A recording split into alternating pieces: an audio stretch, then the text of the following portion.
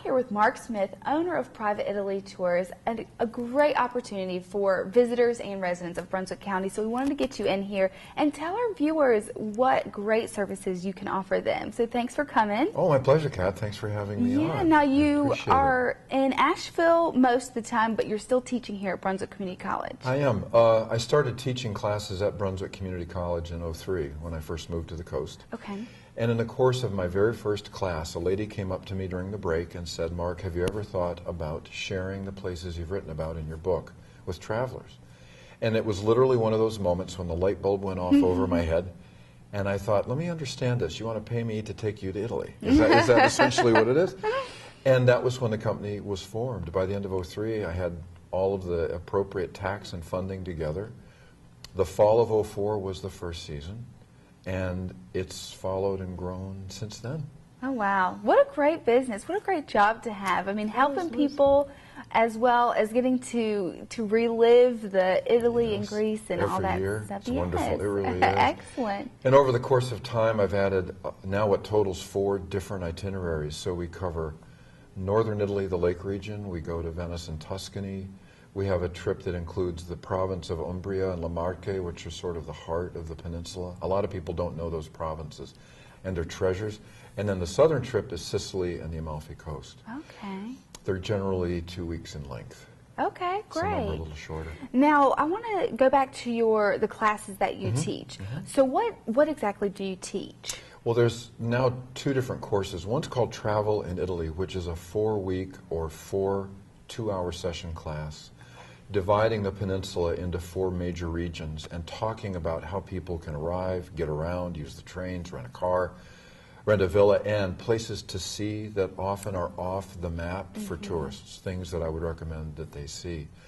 One of the offshoots of that class has been itinerary planning, which is helping clients put together their own trip, but with the help of someone who knows and understands Italy. So we can put people in touch with guides, get them a villa, a hotel, all of the things that would help take that responsibility away from the client, and they can go to Italy or Greece and have a great time. Okay, so your students who take the class, they don't necessarily have to go on the trip that you provide, but obviously they are more than welcome to. Sure, of course. What I found is that there's a lot of people who want to either relive their experience of being in Italy years ago, just kind of relive the memory. They may be thinking about a trip and they're not sure how to do it.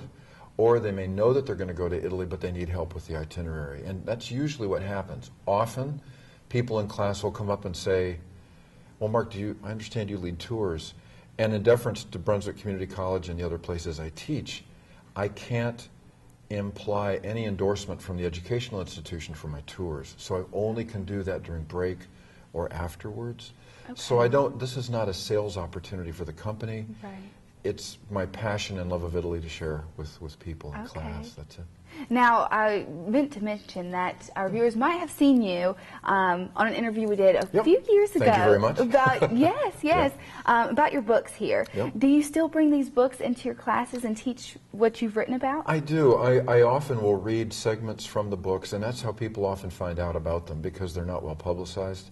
I am working on 2 other books. I have no idea when they'll be done, but I am working on them. And normally people are sort of surprised that there are books out there because it's not something I publicize heavily. I love Italy and I love sharing it. The books happen to be a nice way to do that. Good. Now, what about Greece? What does the itinerary look like for that? Well, the introduction to Greece actually began on Sicily, because Sicily was one of the very first Greek colonies of any size in the Mediterranean, 8th century BC. Giardini Naxos, which is on Sicily, was the birthplace of the Greek colonies on that island. And I began to think, there's a lot of similarities to Sicily that I want to explore in Greece. And so for 2 years, I went over and back on exploration trips, 1 week each, while I was in Italy, so I could do it easily, less expensive. The trip is really an exploration at an easy pace of some places people know and some they don't. Meteora, which are the Turkish monasteries on the cliffs way north of Athens. Delphi, most people know. The monastery of Hosius Lucas, which is one of the Byzantine treasures of Greece.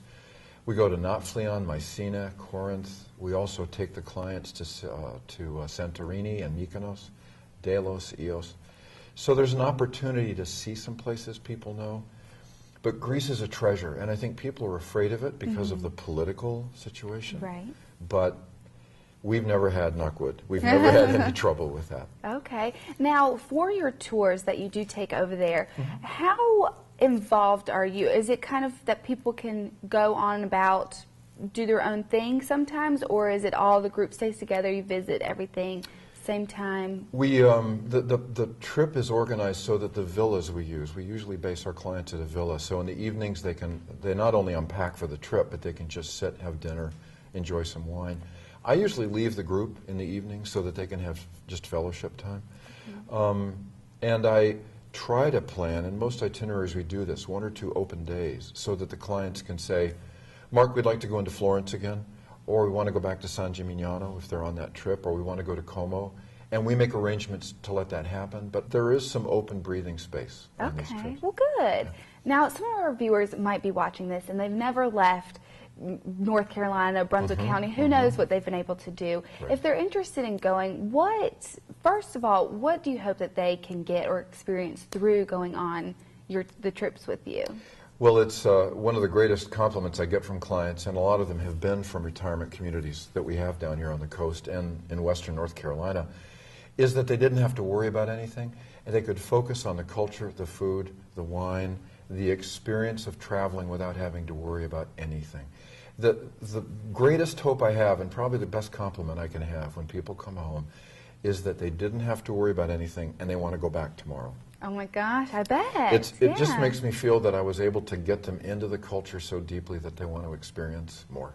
Well, good. Good And if someone's just starting to learn about and they just kind of want to start figuring things out, find out just what the country's all about, and they decide to take one of your classes, what's something that you hope that they can take away from that? A lot of people in the class have never been to Italy, so one of the things that they try to get a sense of is if they do go, where do they want to go?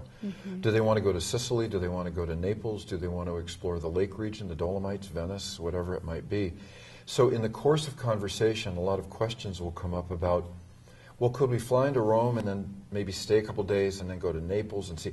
So it helps them begin to structure the trip they may want to do on their own, and that's another, I think, good benefit of the class. Yeah, and I think that's one of the hardest things because you never know, like, what countries you want to spend more time in. Obviously, Rome's going to have a lot more to see and history and stuff like that, but then, you know, is it a day's worth? Is it 4 days worth? So that's great for you to be able to help them figure that out. And I weave into the class kind of fun ways to learn a little bit of traveling Italian so that they get a little bit more comfortable understanding the language. Okay. Not fluency, but comfort, I guess. Well, That's what it good, is. right. Now, if someone, like we said, is interested, what is the best way that they can look up for your classes first? Well, the classes are through Brunswick Community College, Okay. and Lori Summerlin is the registrar for continuing ed there. I do teach in Asheville at the Center for Creative Retirement, which is now an Osher Lifelong Learning Institute through the University of North Carolina, Asheville. I teach at Blue Ridge Community College in Flat Rock if there happen to be living, like some folks have summer homes up there. Right. But the best contact locally would be Lori Summerlin, and I believe that when this class wraps up, which I'm teaching right now in Southport, I probably will be back in November to do another 4-day consecutive class on travel. Good, great. That's But good Lori's to a good know. contact. Okay, and then if someone just is ready to go straight to Italy and ready to jump on board with your tour, what's your business contact? The best place to go is the website, and it's the company name is Private Italy Tours. The website is private-italy.com. Okay. And all of the information, all the itinerary detail, prices, everything are there, Great. all the dates. Good. All right, well, thank you so much for coming down here. Kat, my doing pleasure. the interview. Excited for people to really know about this opportunity. I think it'll be perfect for them. Well, I hope they'll give me a call, and if not, maybe they'll come to a class. Thank you very much. Yes, thank you. My pleasure.